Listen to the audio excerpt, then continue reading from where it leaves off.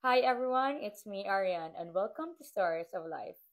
Before I will introduce my next guest, a short disclaimer that I invited other running candidates in Kada City, but because busy gid ilang schedule, hindi nila kita ma-accommodate for now, and I hope this is clear, fair, and no negative reaction sa mga supporters. And let me introduce my next guest, Mr. Vincent Flores. Good evening, Vincent Flores. Madamo ka salamat sa ining nga tion nga ginhatag mo kag sasalig nga magpa-interview or mag one-on-one talk through video call. First of all, ngamustaman ko sa imo kung kamusta ka. So, thank you so much man, Miss No. So, before I start siguro, so mayong gabi or mayong adlaw sa mga pumuluyong kadisnon or sa tanan nga ilantaw sa sining sa platform ni mo, Miss Arian. No? So, salamat gid sa pag-invite sa akon. So, ako, ari nangitom na tungod sa pagbaka-baka man pangampanya as independent, one of the independent candidate man sa aton sa syudad bilang city councilor. So, ari gakahatagan man kusog, especially kung makita naton or mabatian naton ang mga sentimento nga ginahambal sang pumuluyong kadisnon nga matubang naton. So, I think kapoy but worth it, I think ang akon mahambal. Good to know nga ga-enjoy ka man kag syempre di gin manong kainit dira sa Pilipinas. Pero sige lang kabay pa worth it man ang imong kakapoy sa maabot na eleksyon. So, may mga pamangkot lang ko sa imo. It's either sabton mo siya or hindi. I will truly respect it. Before we go to our proper questions, pwede ko kapangayo sang imo nga introduction sa imong mga kaugalingon. Bisan malipot lang siya para makilala ka pagid sa mga kadisnon. Sige, madamo nga salamat, no? So, liwat, those nga nakakilala sa akon kag wala kakilala sa akon. So, ako gali si Vincent Sabelio Flores, is taga Barangay Magsaysay, isa ka incumbent SK chairperson also sa Barangay Magsaysay, nag-eskwela, second year law student sa University of Negros Occidental, Recoletos.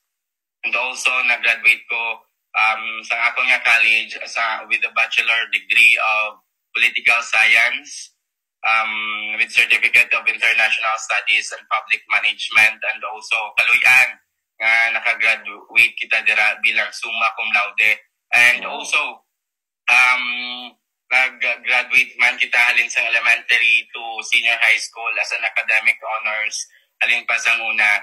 Then, labor, youth, environmental, and gender advocate halin pa sa college ko. So, sa mga wala kakilala gid sa akon, ako bata gid sang Pigado, halin sa Pigado, nakaobra man sa kampo, nakapamaligya, nakalibod sang mga photo, bibingka, or any pang ginalibod para lang makakaon kag ibalon sa pag-eskwela.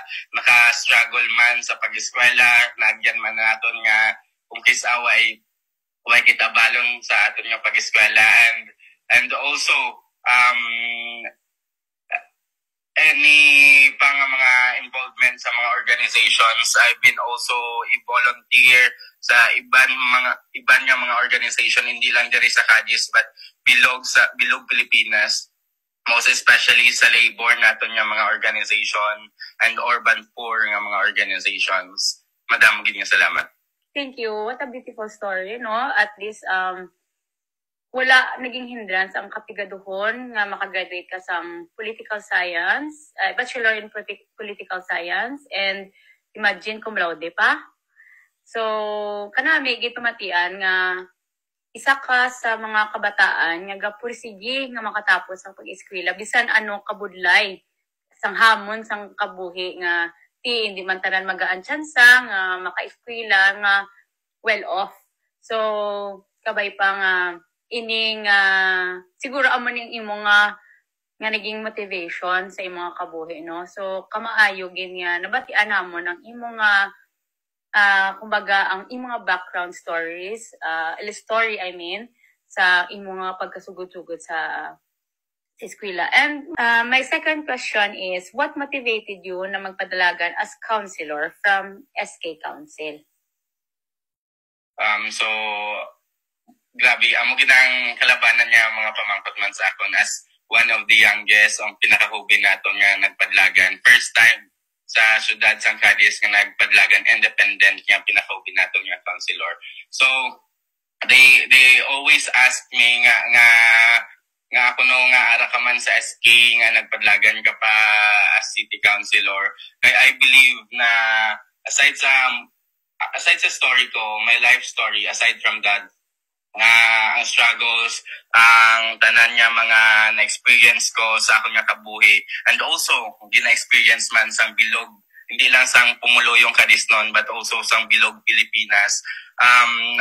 I would say na it motivated me to have a bigger platform nga mag-serve as nga giskulahan taman. Isa man sa rason nga political science ang aton nga gikuha kag eskwela subong pagkaabogado kayo halin pa sang gamay ko, I really wanted to be in public service nga gusto naton nga makabulig hindi lang sa mga family naton, hindi lang sa friends naton, but also sa mga tao nga gakakinanlan sa bulig, especially ang mga voiceless nga sa aton nga komunidad. And also, what also motivated me nga gusto ko nga nagpadlagan ko as city councilor is because I'm not saying wala voice ang youth sa city council, but I want nga may ara pa may improve. I know nga may improvement na ang aton nga syudad, but I believe sa akon nga qualifications and also sa mga natun-an ko man kag experience sa akon nga kabuhi kag sa mga volunteer ko sa pag-volunteer ko sa mga organizations. I believe na may ma-improve pa, may ipanami pa sa pagserbisyo sa syudad sang Cadiz. Kay kabalo kita nga ang obra sang city councilor is to make ordinances, policies, or resolutions to protect sa mga tao, hindi lang sa minority but the majority, especially ang aton nga grassroots.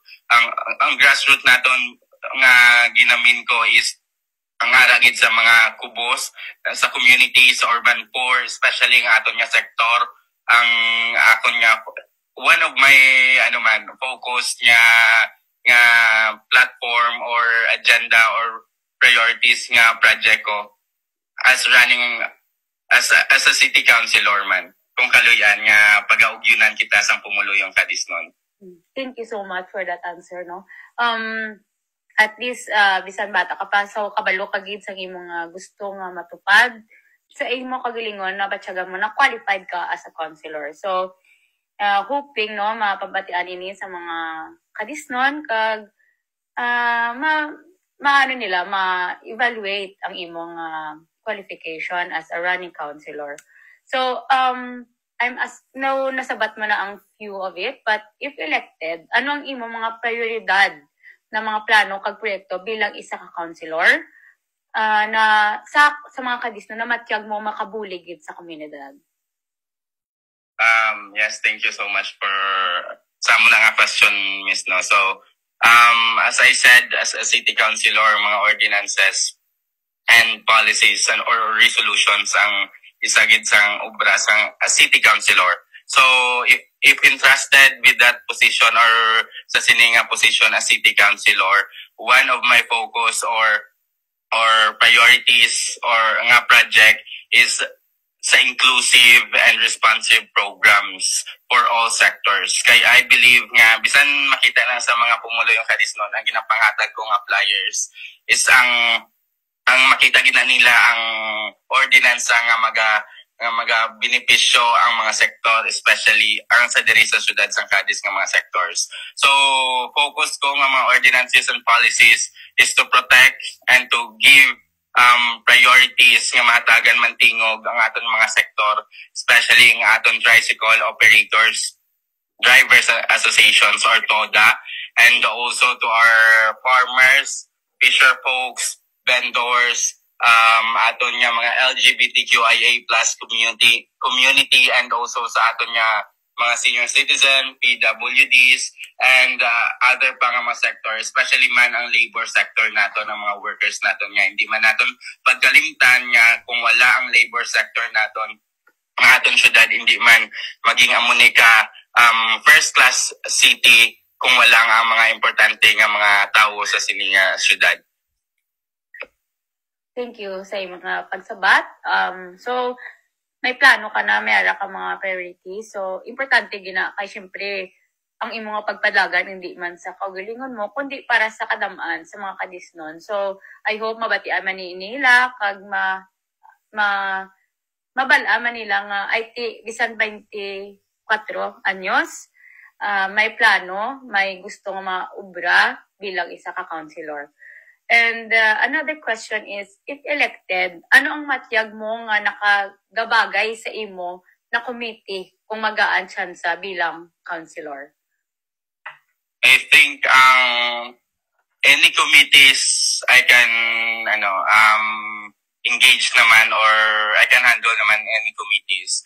But if papilion gid ko and given the chance nga akong papilion nila, I would go sa public services or sa aton nga labor sectors. Kaya I know ang iban nga naton nga mga running councilors man, ang focus is more on education and agriculture, but we should not also forget na kinahanglan naton ang labor sector man naton nga paghahatagan importansya. And also dira na masulod sa labor sector naton man ang mga toda naton nga mga workers man. They are part of the labor sector man, ang mga tricycle driver naton and the other pang parts ng aton nga labor sector. And also kung hindi ang labor and livelihood nga committee, I would choose environment and animal welfare naton nga committee. Kay I believe na recent pa man ni gyapon ang gakalatabo sa aton diri, especially ang baha and ang gakalatabo nga climate crisis sa aton subong, hindi lang sa syudad sang Cadiz but also sa bilog nga kalibutan na. So we should also focus sa aton nga environment and to give priority man nga magahatagan protekta ang aton environment, hindi lang kinahanglan naton kwarta pagustuhan na naton kuha ang aton nga environment, but also we need to protect para man sa mga kabataan in the future. Mga may-ari subong bata nga gusto protektahan ang future man sang Cadiz. Nga hindi lang kami nga mga kabataan but the next generation can still have a good environment or have a better place or community diri sa Cadiz, sa syudad sang Cadiz. Thank you. Maayo gid kay imo na paminsaran nga may ara ka man gusto nga masulod na community, pero importante man nga flexible kita no. Kay syempre sa kadamo niyo nga counselor, hindi man ang kamo lang kamo ginapili, but nakadepende man ang gyapon sa pagdepende sa mga upod mo man sa konseho. So kabay pa nga matupad man ang imong gusto kung magaan ka tsansa. So anong na-feel mo bilang isa ka independent running councilor? Is there a pressure or ano ang advantages and disadvantages bilang isa ka independent? So bilang isa ka independent nga running councilor man, I believe may ara kita pros and cons magid sa aton nga pagka-independent nga pagpadlagan bilang city councilor. So I think one of it is that ang machineries and also sa sa budget kung sa ano ganit sa money, ang machineries and monies wala ko or wala kami ang mga amo na nga klase bagay. We all know that a public service or ang aton nga pampolitika diri sa syudad sang Cadiz does not only limit or wala ginalantaw kung sino ang pinakadamo kwarta or kung sino ang damo machinery, but those ang mga tao or ang kapadlagan nga may prinsipyo kag may dignidad nga magserbisyo gid sa aton sa syudad sang Cadiz. So I think I believe nga bilang isa man ka independent nga city councilor or running for city councilor, I think dako gid ang ang pagsalig ko, hindi lang sa tawo, bisan ako lang isa, wala ko yan na feel nga do ka grabe nga if ako lang gid isa, but ara ako niya family, my friends and my supporters nga ga-believe sa ako niya, bisan amo ko ni kabata, kaya ko manindugan, kagaya ko ipakigbato sila sa aton konseho nga may tingog ang mga wala tingog sa konseho or sa aton syudad sang Cadiz. So I think bisan until now pila na lang ka days before elections, I think I'm satisfied na sa akong nga ginapang obra, especially ang mga kung ma-meet ko ang mga tao.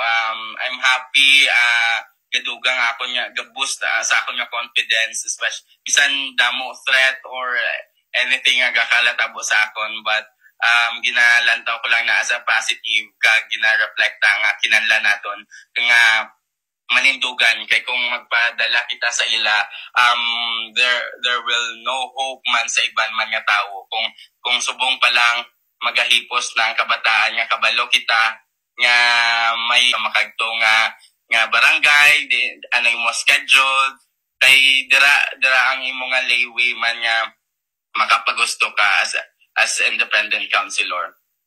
Thank you. At least hindi mo na feel nga ikaw lang isa. Kahit tiara, may mga family, ang mga friends and supporters. So, yung mga importante man na, no? Kahit I think you feel welcome man sa ilang mga panimalay. So, ang mga importante, kahit sila man aton ginakagtuan, sila man ang aton nga, kumbaga, sila man ang importante gid sa tanan nga. Mabatian nila, mabatyagan nila nga ara ka para sa ila. So, madaming nga salamat sina. And lastly, ano ang imong before that, ano galing mahambal sa imong mga parents after sini nga nag-decide ka nga mag-run as councilor?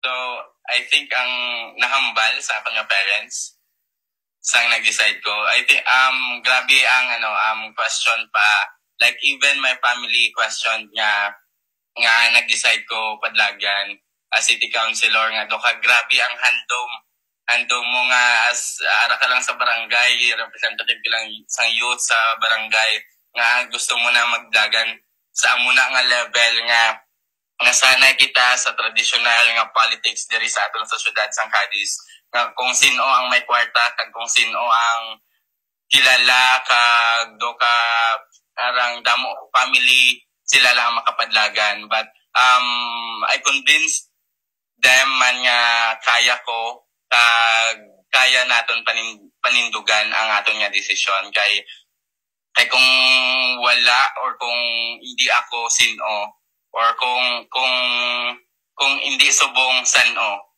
do ka amo na ako nga pamangkot sa ila. So they supported me right now nga bisan magkampanya ko upod sila. So I'm very happy nga my family supported me kay bisan ano magkalatabo, politics is always politics.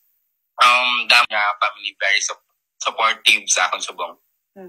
Amo ginano importante man ang pamilya mo, amo na nga namangkot kasi mo kay syempre kabata sa mo 24 anyos. So as a parent also, so syempre siguro first lang impression nila nga syempre as a parent we are also concerned of mga decision sa mga kabataan. So hindi naman sila mabasol nga namangkot sila why about your decision. But somehow, na-feel mo man nga they supported you right now, amo na ang pinaka-importante. So, amo ginapasalamatan mo ang iyong mga parents as of now kay they supported you. Amo nga bagay ang isa sa mga makapabakod sa imo bilang isa ka tawo kung as also a running councilor because you have your parents with you, your family with you.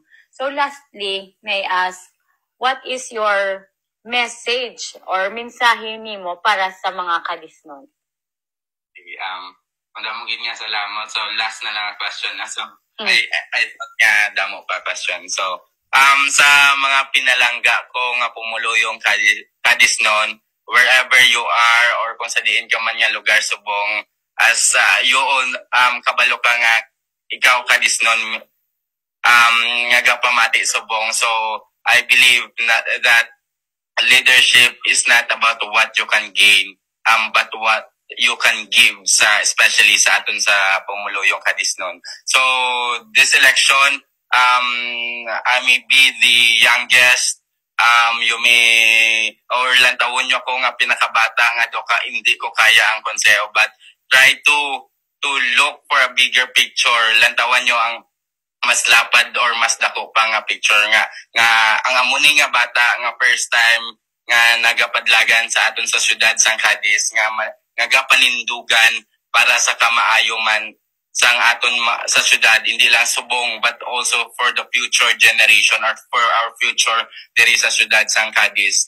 Kay we all know nga ang kabataan gani ang pag-asa ng bayan hambal ni Dr. Jose Rizal, no? So subong ilan na ka days before election. So if you think nga I'm qualified sa inyong ginalanta or ginapili as a city councilor, kung may qualification kamuya separate sang aton 1987 constitution or the local government code nga layi. So it's your freedom, imo na ya choice kung sino mo pilion, but try to think nga kung ano ang imo decision will reflect sa aton nga future, and also choose a leader who will listen, hindi nga sila ang ginapamatian, who will care nga hindi sila ang ginaprotektahan, kag choose a leader nga dares to serve differently, hindi nga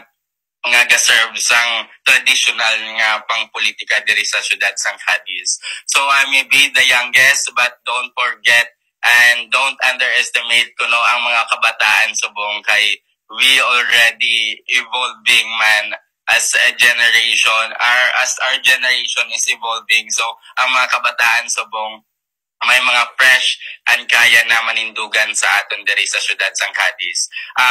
Once again, pilia ang leader nga gusto nyo pilia, kay pilion kay inyo na ya choice kag freedom, but don't forget or base hindi nyo lang ko pagkalimti number 7 sa balota, Vincent Flores, ang tingog sa mga sektor sa konseho.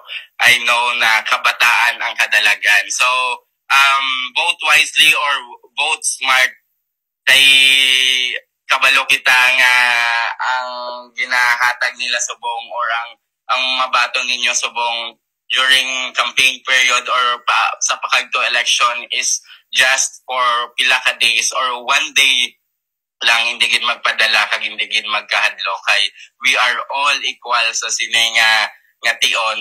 Diri lang kita na makafeel nga equal kita, may tingog kita tanan, kay kita ang gapili sa aton mga liderato sa aton sa syudad sang Cadiz, hindi lang sa Cadiz but also sa bilog Pilipinas. So be the change nga di ko sa pag-make sang history man, hindi lang sa syudad sang Cadiz but sa Pilipinas. So madamo gid nga salamat. So I think hindi nyo man pagkalimtan number 7 sa balota. So thank you also Miss Aryan, no? So sa pag-invite sa akon sa silingation yung mahatagan man kita, ini nga makahatag man kita or makapabutyag man kita sa aton yung mga plataforma, kag makashare sa mga tao nga wala ko nalabot sa akon nga pag-campaign man, sa hindi ko pa malabot nga sa pila na lang kadi isang campaign period. So I think this will be a big help sa akon, kag pasalamatan ko gid sa imo if kaluyan man kita nga isa man sa mapilian sang Cadiznon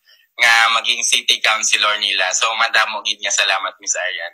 Thank you so much also Vincent Flores sa imong time, sa imong salig. Once again, madaming salamat Mr. Vincent Flores. Good luck and God bless for this upcoming 2025 election. Thank you for watching. Don't forget to like and follow for more video updates. Take care and God bless.